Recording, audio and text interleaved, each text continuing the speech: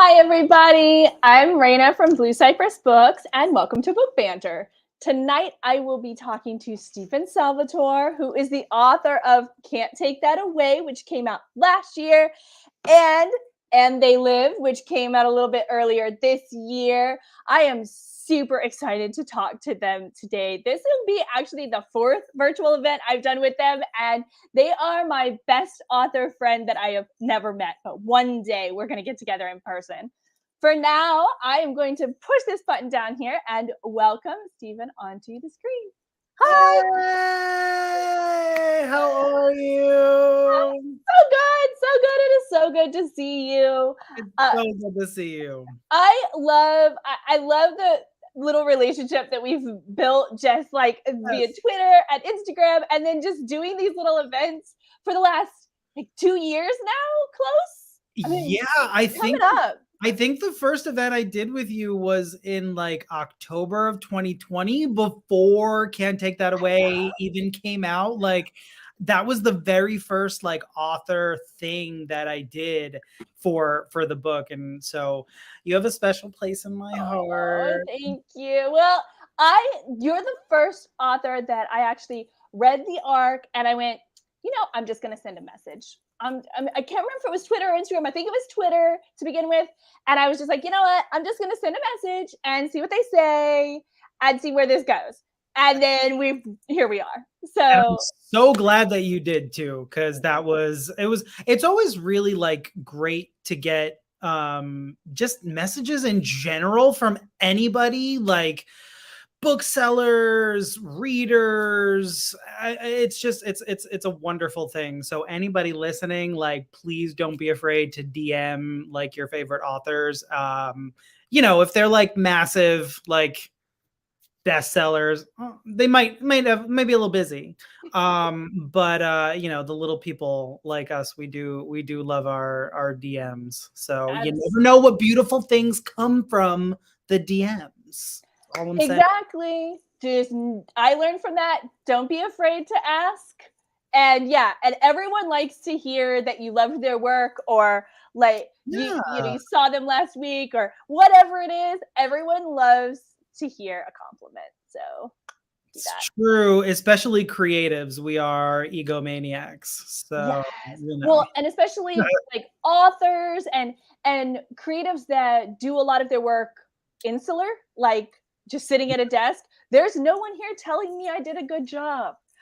So all the postcards and the DMs and the people stopping into a store and saying, "Oh, that was a really great recommendation." I'm like, "Thank you," because most people don't ever like let you know.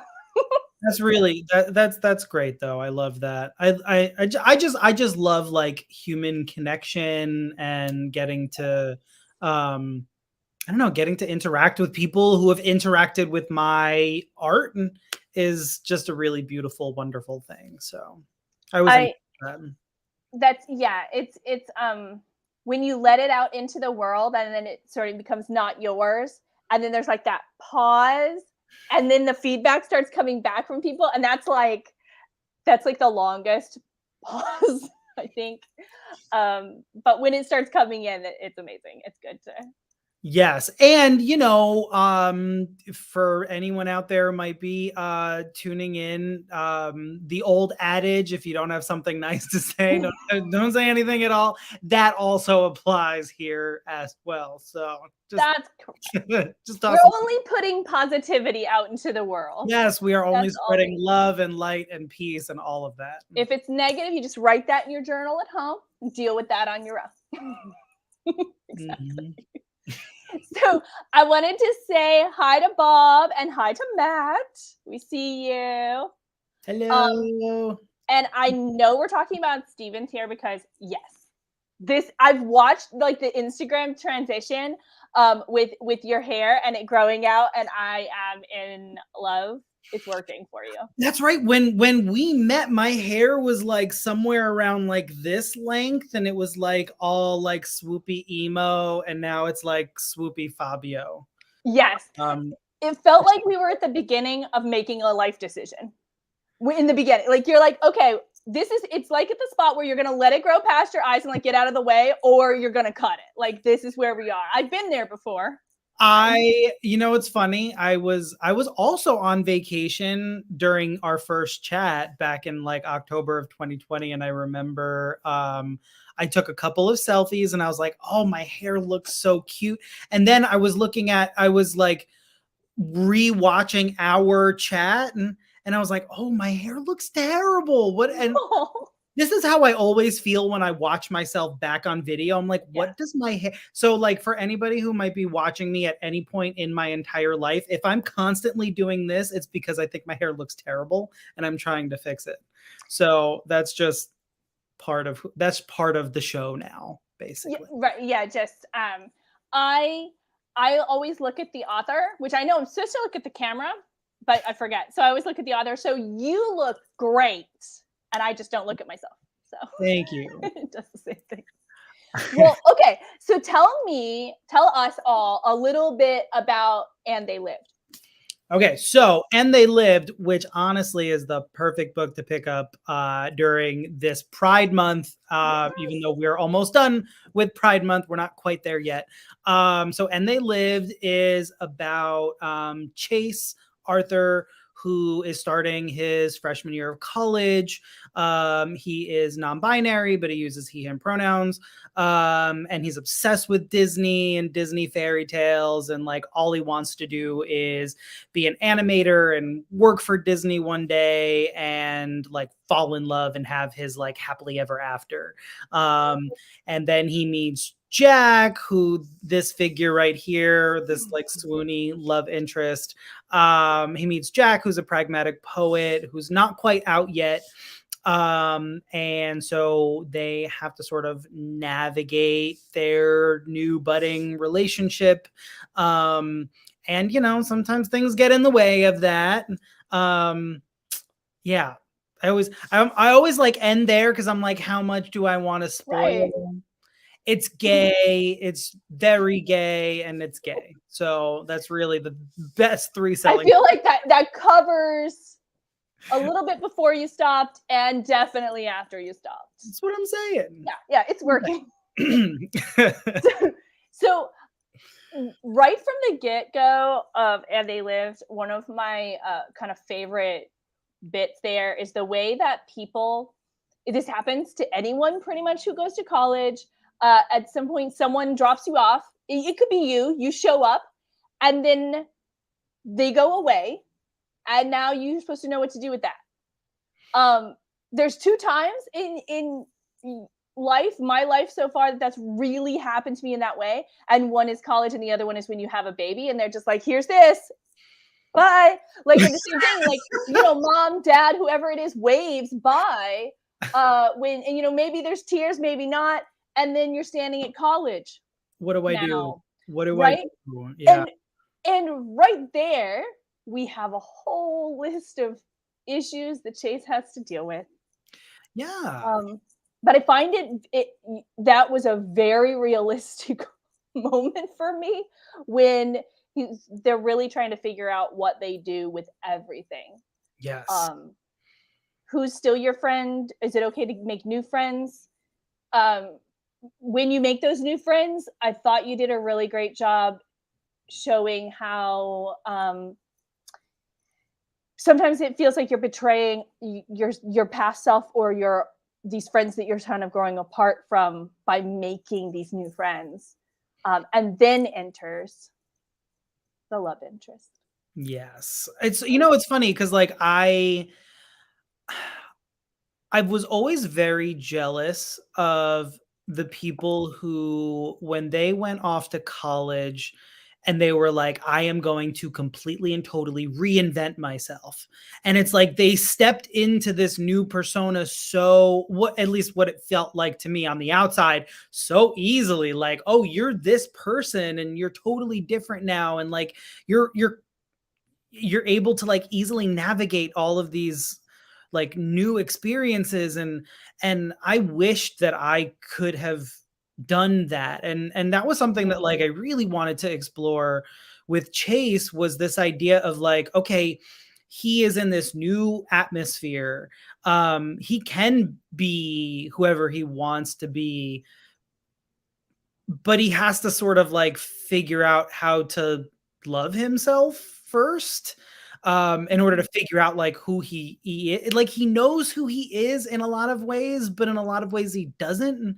And then it's like there's this added thing, like you said, of, you know, being dropped off in a brand new environment for the very first time, where you're away from your mom and your sister and your father, and you're kind of away from your high school friends, even though you're not, because like this was an experience that I had where my best friend from high school ended up going to college 10 minutes away from me. So me and her saw each other every week, once a week. And so that's the Ray character in the book, is based on that idea that like, oh, your best friend, it's, you know, it's not like the you know, the teen dramas where like, oh, they just all happen to go to the same college just to like continue on with the TV Right. show.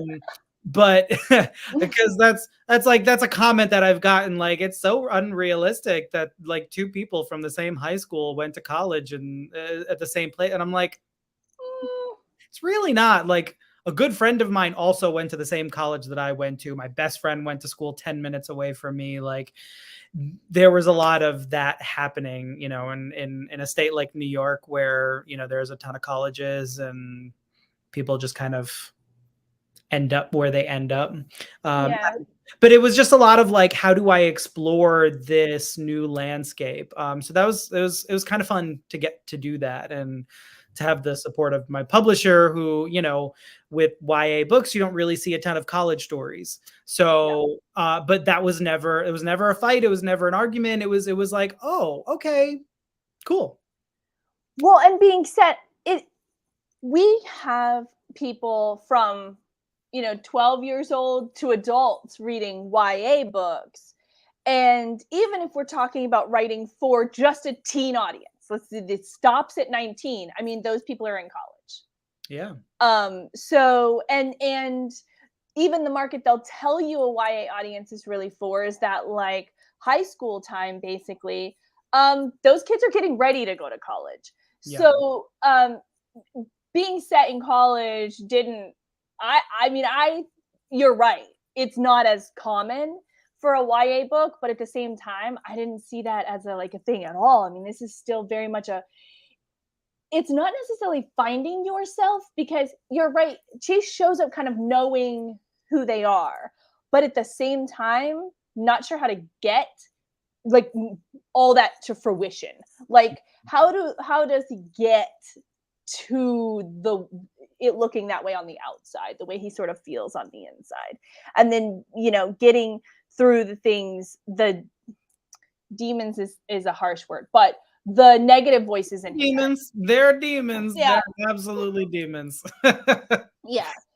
And he has plenty of those negative voices in his head, and the new friends and the college experience kind of show him that he can sort of be more of this person that he wants to be on the outside, and who other people are seeing him as.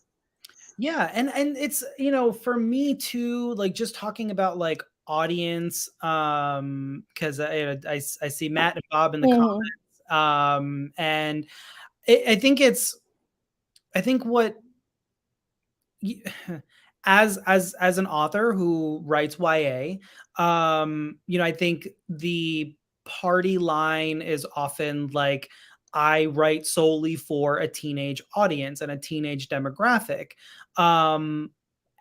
But however, I also write for adult queer folks, who, you know, like I look at myself and I say, when I was growing up, I didn't have any real queer stories.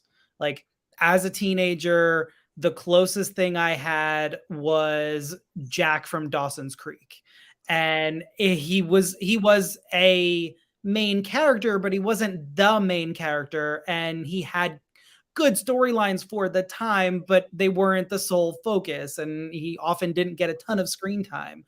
And then we had like Will and Grace. But like, as far as books go, like the only books that really existed were, you know, a lot of like subtext.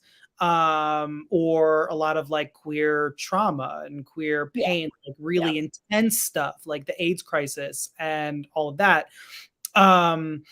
And like, so for people my age, people our age, right? Like looking like I still read queer YA because I didn't have those stories growing up. And so I like to live through those stories. And so I do write also with that queer adult in mind who didn't get to have those beautiful high school experiences or early college experiences. In the case of them, they lived. So that's that's like my thought process behind it. And I know that that's not really like, you're not really supposed to say that. But we're reading it. I know. We're reading it. So like, okay. When you go into the meeting with the publisher, maybe you don't say it. Yes. You think it, but you write it for both audiences as well. I mean, that's the important part. Yeah. And something that I loved about Can't Take That Away was the friend support structure, which was already there. It was already built in. And they lived. Chase has some friends. You were saying Ray, is still a friend from high school, but then also is making new friends now in college and building that sort of new support structure and combining them. And I love that. I love that about these books.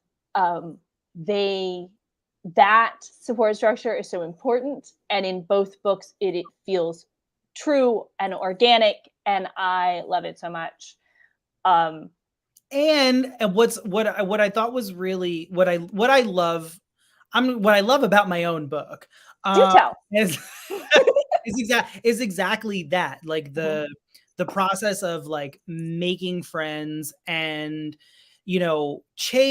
Chase's best friend, Ray, is a straight cis female character. And she's a strong, bad bitch. And I love her so much.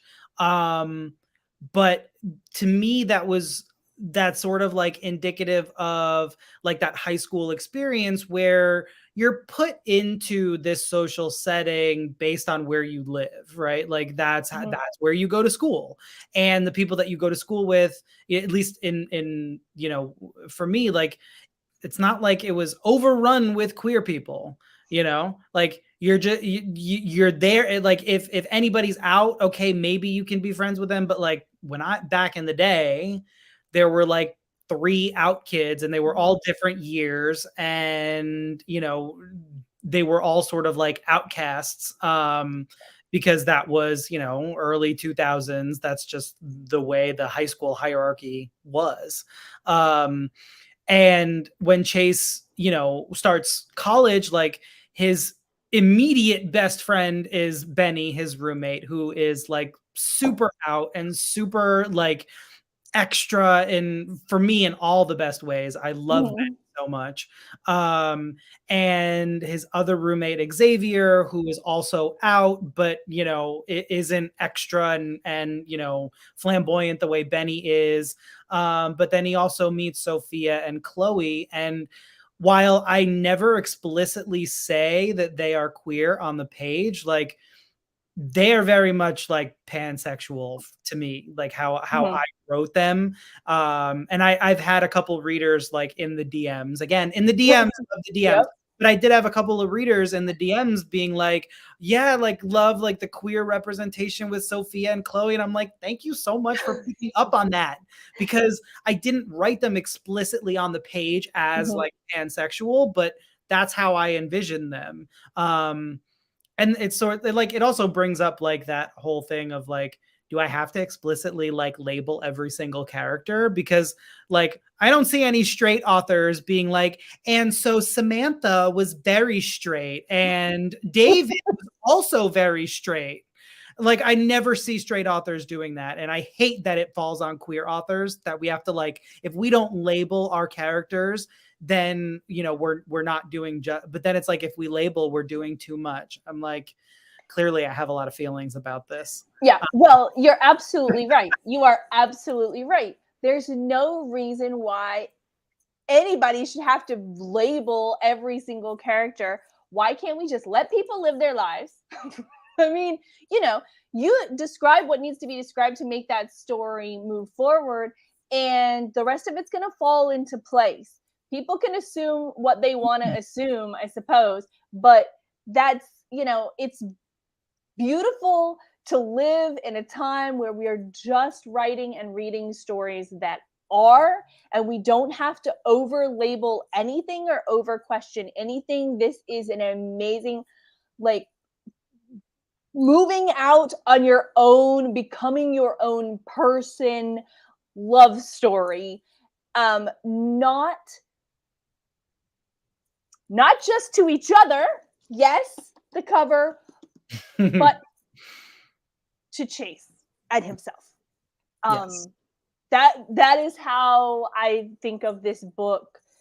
As much, it's not, I don't call it a coming of age story. It's like coming into who you are and loving yourself, and enough to give love to friends and romantic relationships and what have you. Yes, I love that. Beautiful. Okay, so Bob has a question. Who Yes. are your YA inspirations? Okay, so I have a couple. I mean, to me, like some of the I don't know how to lay classic contemporaries. David Levithan for sure. Boy Meets Boy, Nick and Nora's Infinite Playlist, Every Day. Just so many. Two Boys Kissing, Dash and Lily's Book of Dares. David's voice. It was just so informative for me, not as a young adult because I didn't start reading him until I was in grad school, or like just before grad school. But it was just like Boy Meets Boy was the first YA that I picked up that had a gay, not only a gay main character, but every single character in that book was just hyper gay. And it was just this like hyper gay utopia. And I read that and I was like, this is the gay agenda. Like this is what this is what This is we the gay want. agenda. I like that. This is what it needs to be. Mhm. And so that was a really important book for me, and author as well. Laurie Halse Anderson. Mhm. Speak was the first YA book that I ever read, period. So I think that was very informative for me just with the genre. Like I think I read in high school. And I mean, yeah. I was about to say Catcher in the Rye was the first YA book I ever read, but technically that's not YA. Even though if it were published today, that would be YA, 1000%. Yep. But you know, we don't have to bring up the classics. I would also say that like some of my like contemporaries, like Danielle Clayton, author of The Bells, love her and everything that she's done and accomplished. And I met her in grad school and she's just amazing. Jason June, whose book Out of the Blue just came out and debuted on the New York Times bestsellers list. Like I can't even. Okay. So proud of JJ for that. So when that book came out and I put it on the shelf, I put it on a little stand so it's facing out. I just wait because every day someone walks by and they stop and they sort of look and I go, it's really good. You know, like you should totally get it. It's really good. Like it's not even just that like the cover is outrageous. Amazing. Like the story is like I have actually kind of gotten away from reading YA over the last year, like with the pandemic and like my tastes and just like needing something different. Mm-hmm. That book, it's just like everything to me. I just fell in love with that book. And Jason June is just an incredible human being. And I'm inspired by, you know, just everything about him. Yeah. So those are the people that just like come to mind immediately as inspirations. Excellent. The cover is iconic. Like it's wonderful. It really is. Like I said, I love it. It's so eye-catching. Just the cover design, and then all I have to do is front face it, and someone will stop and look at it, and then I'm like, ooh, I get to go talk to them about it. Yep. So yeah, it's perfect. Okay, so I also know that you have another book that you announced recently that doesn't come out until next year. So like, I mean, we're way ahead of ourselves, let's be real. But Supercut of Us. So that's another YA, is that correct? It's another YA, yes. I don't think that's going to end up being the title. Oh no! I mean, it's fine. It's fine. If the title hasn't been 100% set in stone yet, but the working title that it is now, I love it. I don't think that I can say what the title is yet. But like literally 10 minutes before I logged in for this chat, I got the cover sketch. Oh, okay. Just arrived in my inbox and I'm like dying. It's so good. So good. If you haven't seen what not the final cover is, I encourage you to Google Supercut of Us, Steven Salvatore, because it'll come up. It's the first couple of images there. I know that's not real, and I knew it wasn't real when it came out, but I was like, okay, there's hot air balloons and supercuts.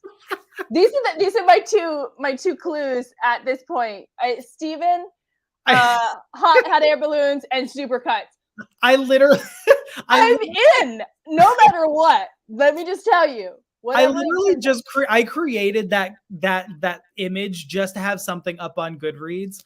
But there are hot air balloons. It's not like they don't feature heavily, but there is a hot air balloon scene in the book, and I don't think that's a spoiler for anything. Well, you put it on the cover, so yes. And yeah, Supercut. I mean, obviously, Supercut is a Lorde song.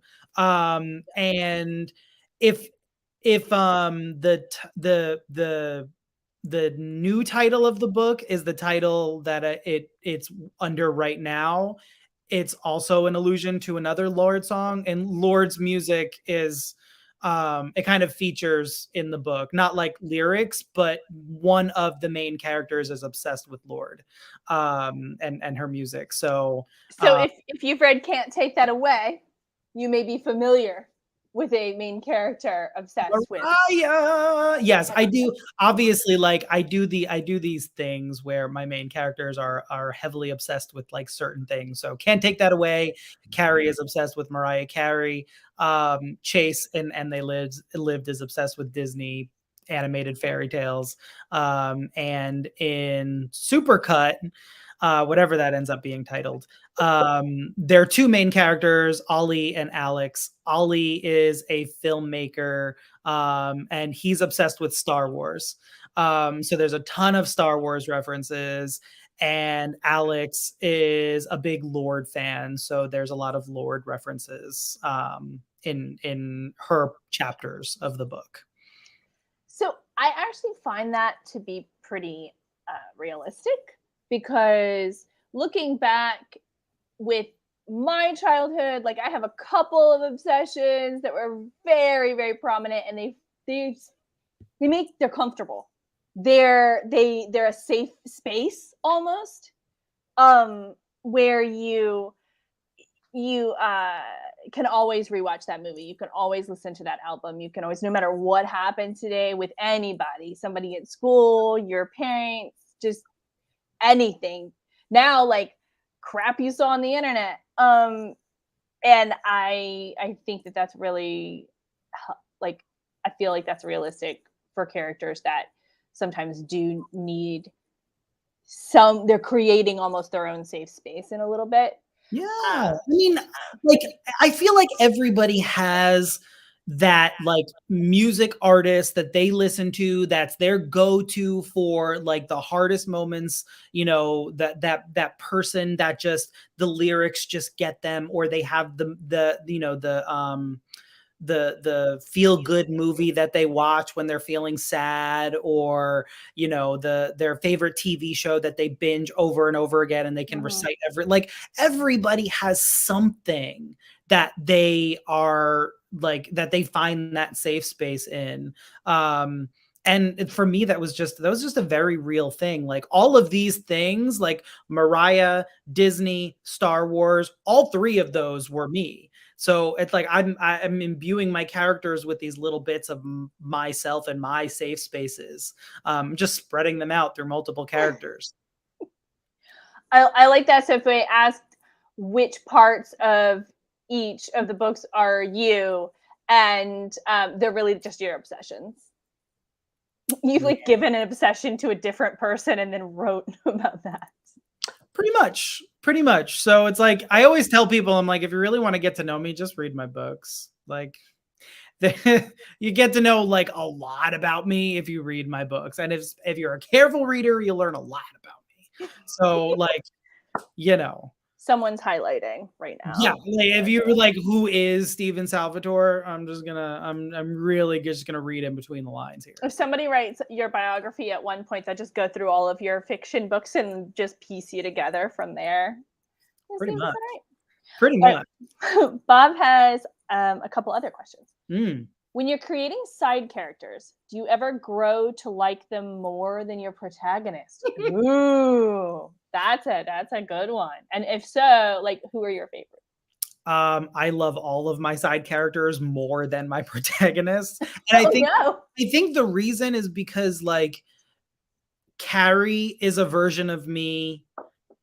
Chase is probably the most direct version of me that I've ever written.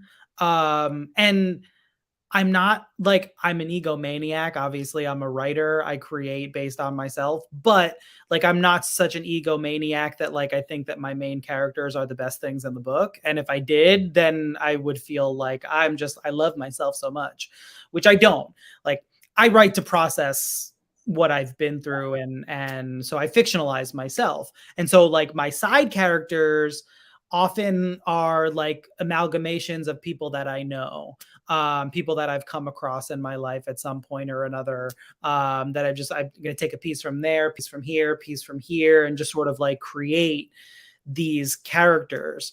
Like Benny from And They Lived is, I think, my favorite side character that I've ever written. Like, I want Benny to have his own book. And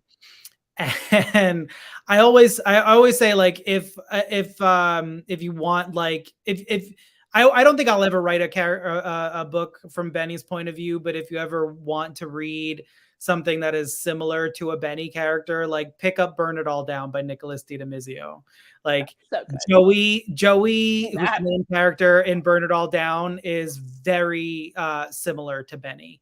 Love Benny. I had not made that real connection, but you're so right. You're so right.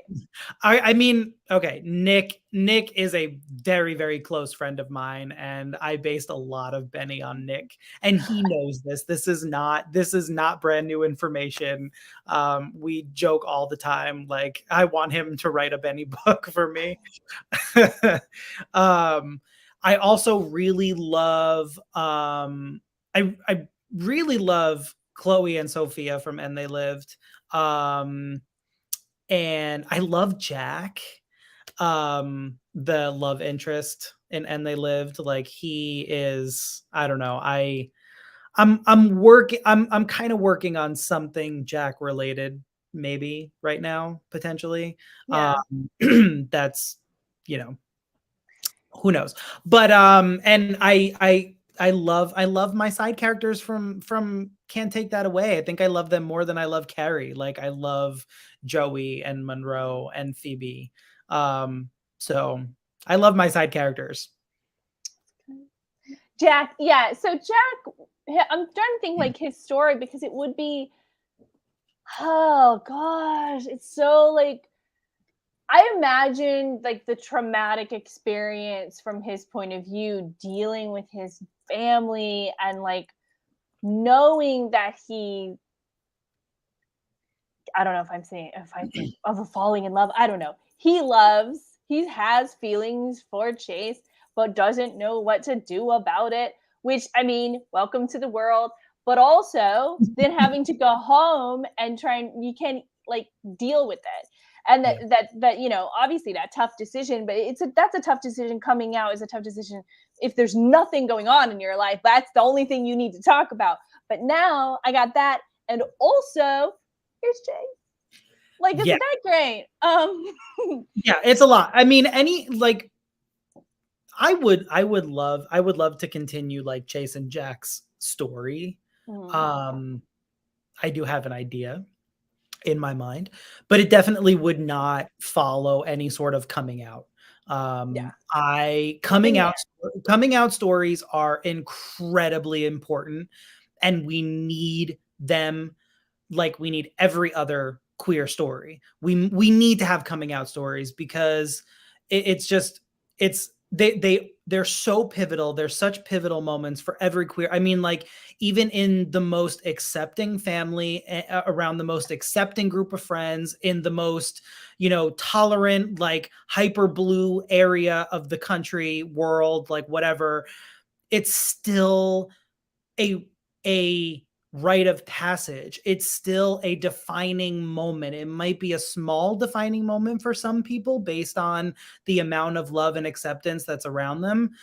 Or it could be like a completely life-changing, life-shattering moment for some people. You know, some people, there are still so many queer people who can't come out because of where they live, because of their family, because of their religion, because of, you know, their government. Like there's just so much, there's still so much fear. And so we need coming out stories. I personally don't feel the need to write coming out stories anymore, because I feel like at this point in my life, I've processed what I needed to process. So it's not necessarily like from an authorial perspective. For me, I don't think I would ever write a coming out story again. But that doesn't lessen the importance and the necessity of all coming out stories. Like if you're out there and you're listening and you're a writer and you're writing a coming out story, like write that story because the world needs that story. We need as many as possible to help normalize the coming out process. Mhm. Absolutely. And if you did ever write a continuation of Jack and Chase's story, you have this as the background to refer to for those moments, and then move on to where they would be in their lives. Exactly. Exactly. Like, there's, you know, there's also a reason why, like in Can't Take That Away, like Carrie is out at the beginning of the book. Like they Yeah. don't come out in the middle of the book. There are references to their coming out, and there are little like short scenes where we get bits and pieces, but I don't focus on that. And it's sort of the same thing in And They Lived. Like Chase is already out. He's figuring out like whether or not, he's non-binary, what pronouns he wants to use. Is he but non-binary? Is he genderqueer? Like where does he fall? But that's, I don't count that as coming out. I think that that's just like, I don't know, the identity is like ever evolving, and Mhm. so I don't know, it's just another part of that. um but yeah, I don't know, I'm just now I'm rambling. Yeah, no, but you're absolutely right. Like at this point, it's just figuring out more of who you are and what, if you want to use any labels and what those are, if you do, um, more than something that's going to be like, "Hey, everybody, have a seat," Yeah. you know, situation. And you're also absolutely right. We need all of these stories. We need all of the stories. And we're talking about how we're just I want every kind of every gender, every ethnicity, every height, every weight, every everything to just be in stories and not require an explanation for who they are. Yes. Can we get there? Do you think we'll get there? I don't. But we'll always know there will be nothing to talk about. Then there would be absolutely nothing. But we, you know, that's what I want. If I made a world in, that would be the big difference I would make. There's sure there could be conflict, but I don't want conflict based on any of those things. Yeah, I mean, we need those stories where, like, you know, identities, they're like main characters are, you know, are a diverse ident. Like, not every book should have a white cis protagonist. And I mean, we the thing is, like, publishing needs to change from the ground up, because all the gatekeepers, most of the gatekeepers are white cis folks. Um, so it's like it's like a whole hierarchy thing. It's a whole like we There's need layers. doors need to be opened. Mhm. And there's a lot of work that needs to get done. We are making baby steps. I don't think we're moving fast enough. Um, but you know, I'm also not in charge of making decisions. I wish I were. Well, and that's No, I don't wish I were. I do not. no, yeah, right. I was like, wait a minute. I I mean, don't know. we could if we wanted to, Yeah. but let's not. Yeah.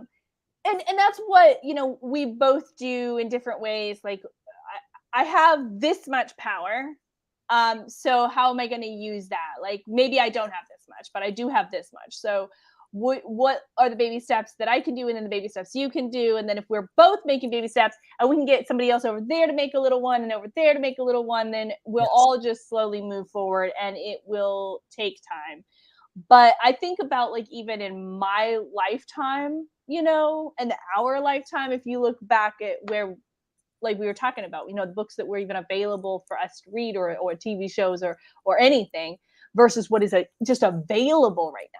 I could walk into a bookstore or turn on a TV, and there's something available, and that right there, and also, like, so I have a teenage son, right? And the things that he talks about, and that is just like, he does not question people's sexuality, just, or gender, just doesn't even, like, this is just the way it is, which to me is amazing. Is absolutely Yeah. amazing to think. When I was 15, like, I was like, I think everything is okay, but half these things don't have a word. Like, I don't even know. No one knows what to call it. I don't know what to call it. You don't know what to call it.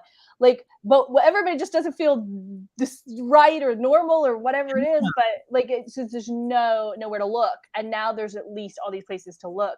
And Yeah. that's why I like Benny's character, because when Chase shows up, it's big and bold, and then, like, sup?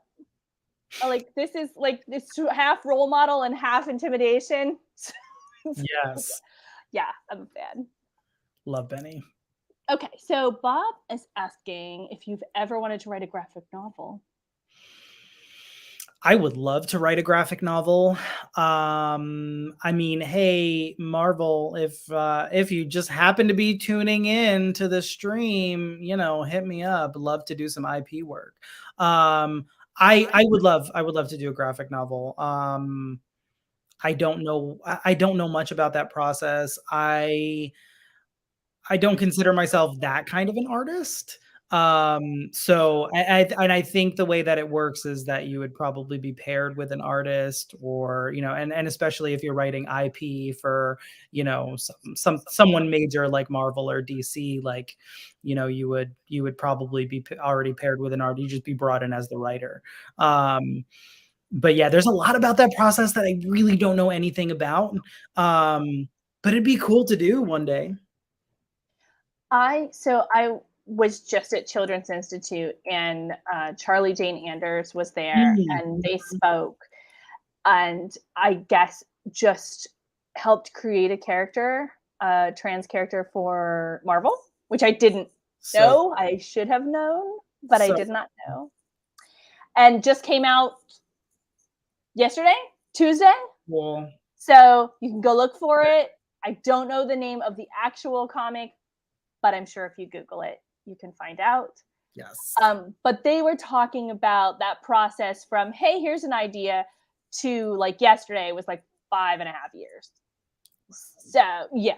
Long time. Right. So when you're dealing with somebody like Marvel, where there's so much control and so much, everything, the way things are drawn, because they're starting with the idea that this new character could live forever. You know, they're picturing like Superman and Batman and things. So they got to be ready now. That name is unique and that look is unique, and the set of the background, everything is correct and on point, just in case this is one of the ones that takes off and they have, you know, it's going to be around for a really long time. And even if it isn't, they have so many fans, like, you know, fans obsessive that we were talking about, like about Marvel Universe and DC Universe and all of that stuff, where this character, even if the arc is short, is going to live on forever in that. So go independent. Yes. Don't go Marvel. Now, I have a follow-up question. If you were given the option to turn one of these two into a graphic novel version, which would you pick? Oh, and they lived. Okay. They lived. And I, yeah. Oh.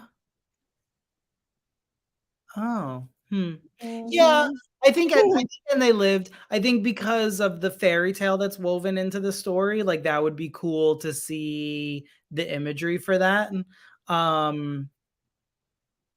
Yeah. Oh, that's interesting. You know what though? Part of me is like, I would kind of like my third book to end up Okay. more of that graphic novel, which arcs are not ready yet, but obviously when they are, you will have one. Please. Immediately. Yes. You know how to get in touch with me. Always. I was telling you earlier, this is that's my arc from way back. And I'm gonna totally brag, because this was one of the first books that my blurb got put on. So I was pretty excited about that when it showed up. Also, you can see I protected this one in a way I didn't protect the hardcover, because my cat took a bite out of that one, and this is up here, like it stays up on the shelf, because that's the one I actually read. That's the one this was just for show. The hardcover's for show. I love it. I will tell you another book that came out. I think it just came out on Tuesday. Have you read this? Nas is, I love Nas. First of all, he's amazing. And I don't have the book with me because I'm in the mountains. But it's so good and he's amazing. And if you're like out there listening, like, and if you have not heard of the Loophole or haven't picked it up yet, like please pick it up.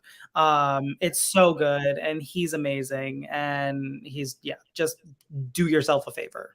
Exactly. Like I learned so much. There's some mythology kind of in here, and the Indian like family dynamic that I didn't know a ton about, and that's in here too. And that is on top of the fact that he's traveling across the world for an ex-boyfriend.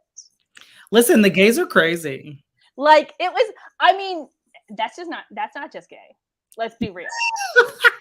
People will travel, they will do things they should not do for people who have pretty much told them I'm out. Like that was fun, but I gotta go. You know, you're like, wait a minute, go where?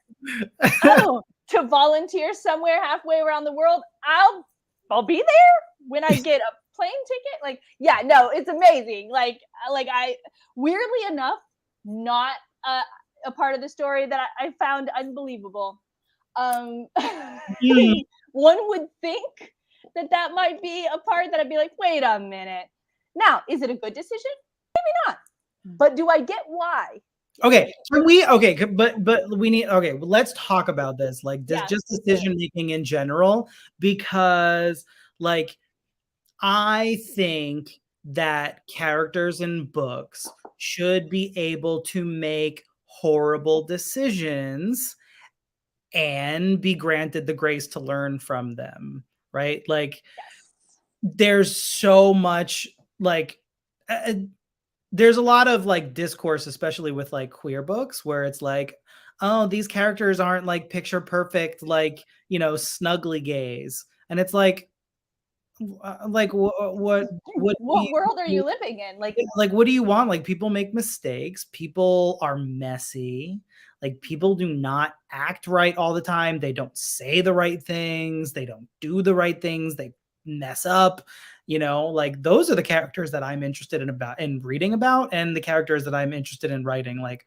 I am not interested in reading about or writing a perfect character. That is never something that I'm interested in. Like, I've heard from some people who absolutely hate Jack, and they lived because of how he treats Chase after the whole like coming out, the outing part of the book. And then I've heard from people who hate Chase because Chase had to walk away from Jack after all of that. And I'm like, y'all, like, listen, first of all, coming out is hard. When you're outed, it's even harder. And if you're not that person and you're in a relationship with somebody who can't come out or was just outed or like channels all of their frustration onto you, like, that's also extremely hard. Nobody is making great decisions because there is no great decision. There's just doing what you need to do for yourself, and sometimes that means hurting other people, sometimes that results in you hurting yourself. Love is very complicated, relationships are really messy, and they're really hard work.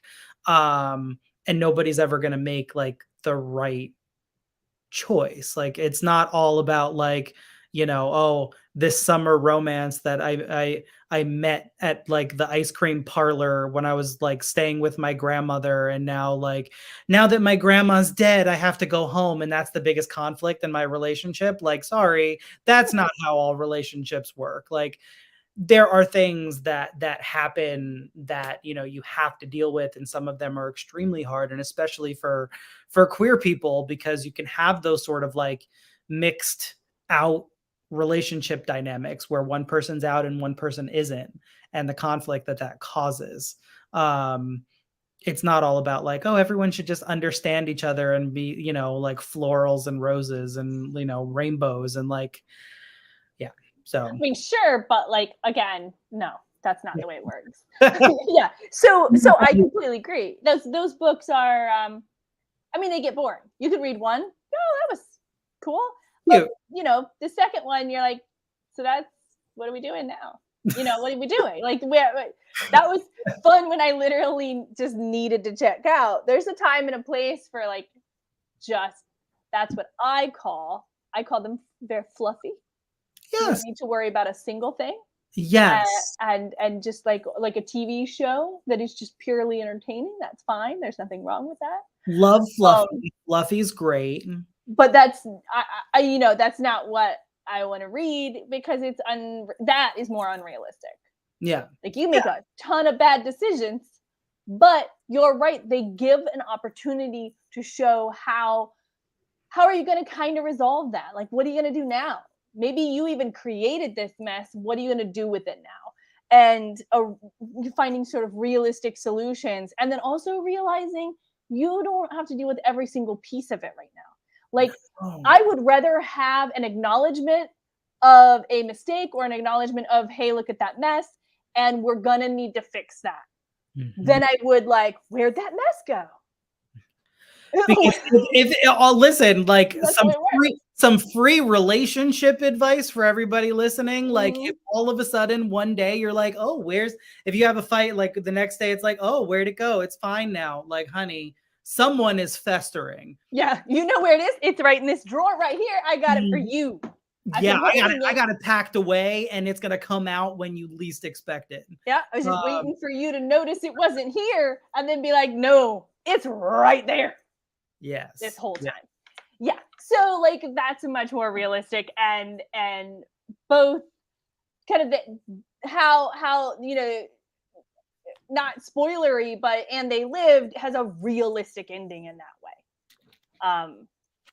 Everything isn't totally buttoned up, but everything's working. Everything's aware that we're moving in that direction. And the Loophole is similar. There's some bad stuff that happens in this book, and some crazy decisions that happen in this book, but it's addressed And in a that's realistic okay. way, And and I that's love it. okay. And Exactly. it's I think it's more than okay. I think it's fun. I think it's great. I think I just it's engaging. Um and it's always real. I love seeing people mess up. I really do, because it's like, yeah, we need to see people mess up. We need to see how people can get themselves out of things.